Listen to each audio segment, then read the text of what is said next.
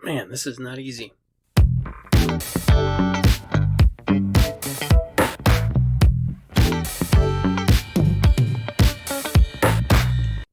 You ever try something for the first time and the end result comes out so fantastic that you start thinking, maybe I'm better at this than everybody else in the world? This world is run by the unremarkables.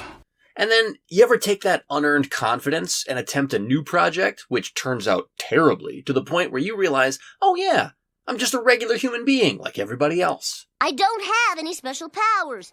This is the story of one of those. It's also the story of how you threw a like on this video. I fear you're underestimating the sneakiness. A little while back, I put out a short video where I made a nuclear waste lamp. Now, the project turned out pretty awesome. It's mostly 3D printed, but I did try out a brand new technique that went excellent for me. So, in order to try and make the ground look like it was made out of real terrain, what I did was I mixed up some acrylic paint, some wood glue, and watered all that down, and then from there painted it on all of the top surfaces, and sprinkled on a little bit of sand from my kid's sandbox. Now, it turned out looking excellent once everything dried, and I walked away feeling like I had just unlocked some secret new ability, like everything in my world was about to change. I am nature's greatest miracle! Naturally, I wanted to try this technique again, and I wanted to make something for my kids. Since they both love listening to the Aladdin audiobook when they go to sleep, I thought it'd be perfect to make the Cave of Wonders. I mean, it's even made out of sand. It's like it's meant to be. So I downloaded a model for the Cave of Wonders from Thingiverse, along with a completely unrelated terrain piece that I thought would look really cool as a desert around it. Both of those models, by the way, linked to in the description down below. Click it, click it. Okay, settle down. I printed out both pieces on Lord Chungus Humongous. I use that printer in particular because its 0.6mm nozzle is significantly larger than any of the rest of my machines, meaning I could print significantly fatter, larger layer lines and print it faster as a result. Now, that does come at the cost of resolution, but I'm not really going to see those fine details through the sand anyways, so why spend 20 hours printing something that I could print in 7? After everything was done, it came off the printer looking pretty darn solid. And so it was time for my new superpower, sand.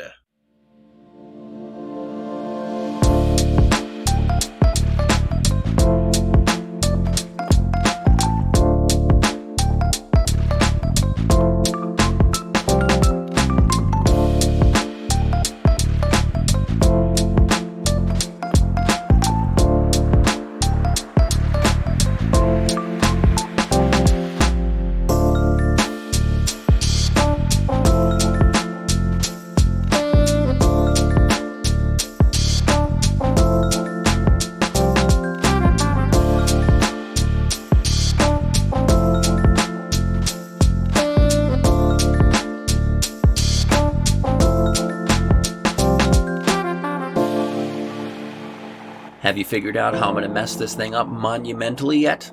Because I feel like it's pretty obvious, but then again, I've got the curse of hindsight. Tell me in the comments below how you think I'm going to royally screw this thing up.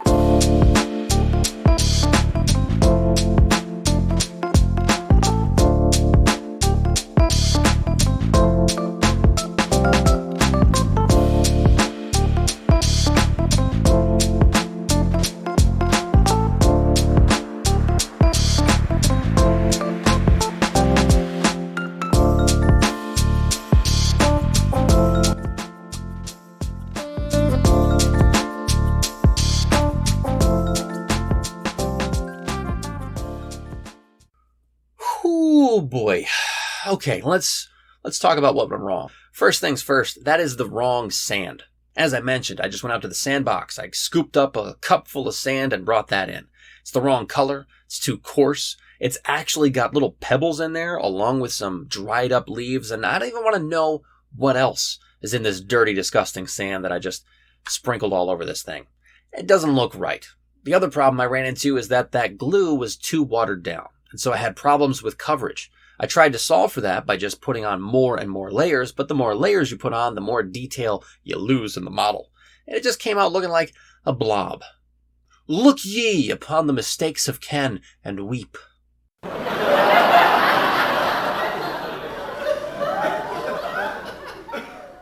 Salvaging this thing will be a multi-step process. Step 1.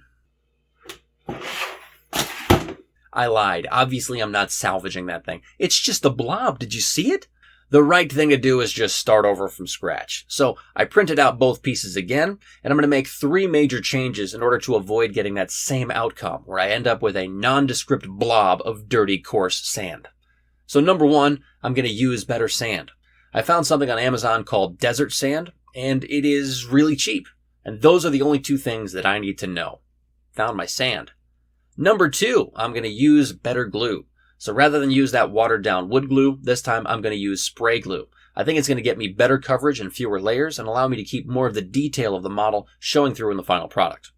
The final thing that I'm going to do is I'm going to apply that sand to the base and to the Cave of Wonders model itself separately, and then glue them together afterwards. What that's going to let me do is throw a popsicle stick on the bottom of that Cave of Wonders. I'll just super glue it on there temporarily to give me better maneuverability so I can get those underhanging areas and inside the mouth significantly easier rather than just dump a bunch of glue and a bunch of sand on. You know, it's really a lot more refined. Now, since I'm using spray glue for this one, this is going to happen outside. So say goodbye to those premium camera angles you just enjoyed on the last one. But let's see how this one goes.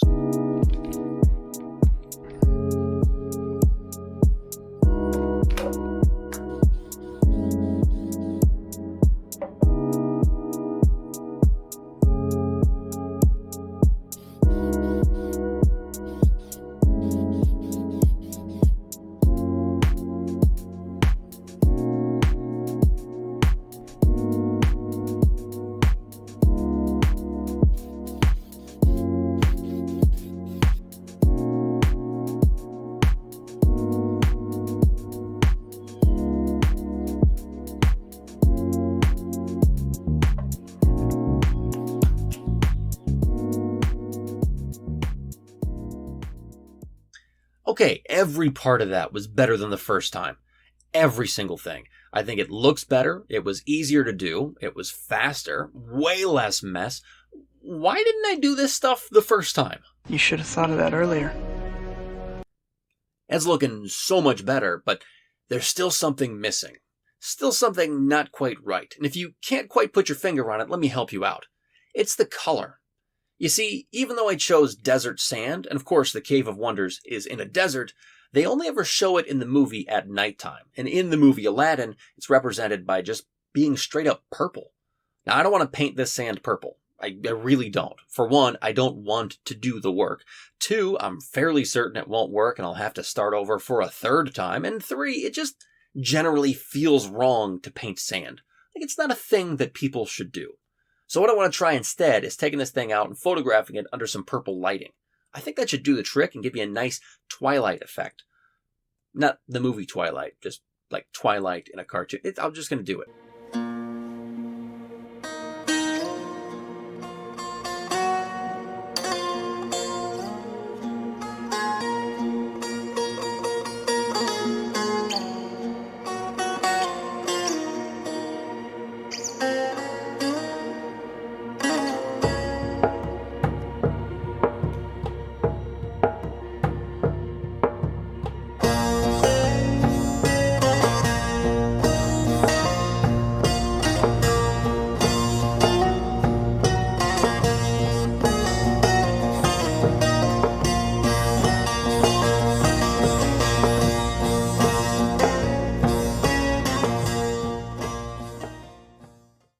You know what? I'm going to say it. It looks pretty darn good under that purple light.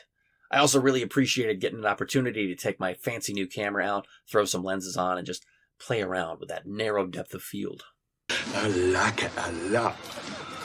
This one was one where I was really tempted to just give up after that first failed attempt. It would have been really easy to just move on or say good enough and throw it in my kid's room. But I'm really glad that I stuck with it, because a minor change in techniques and material was enough to make a gigantic difference in the final product. Look, I feel like for a channel called Ken Makes Mistakes, I haven't focused on enough of my mistakes lately, so I wanted to take this opportunity to show you a pretty big one and how I got past it. But I did get past it, just like how I got past filming this video, for the 2nd time, because the first time, my microphone revolted. But this is the end of the video, and I appreciate you sticking around till the end. Listen, if you wouldn't mind, I'd love to see you next time on this channel. Best way to find out when I post those new videos, go ahead and subscribe and get that bell icon on. I hope to see you next time, because you are my favorite viewer of all time. Bye. And so I thought I'd make the Cave of Wonders.